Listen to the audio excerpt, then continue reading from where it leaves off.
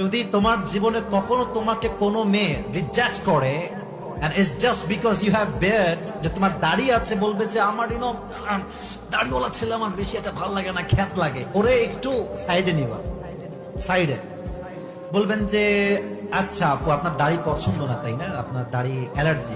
হ্যাঁ দাড়ি ভালো লাগে না, স্মার্ট তো আমি, দাড়ি পছন্দ না।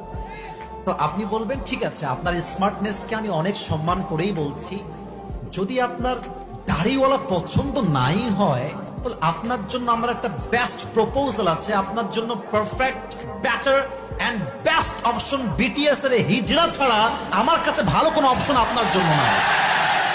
এটাই বেস্ট হবে আপনার জন্য। আপনি বিটিএস কেই বিয়ে করেন, আপনাদের পারফেক্ট হবে যুবক ভাই, কথা ঠিক কিনা বলো? যদি কোনো মেয়ে থাকেন ভালো হয়ে যান, সময় থাকতে ভালো হয়ে যাও মাসুদ, ভালো হয়ে যাও।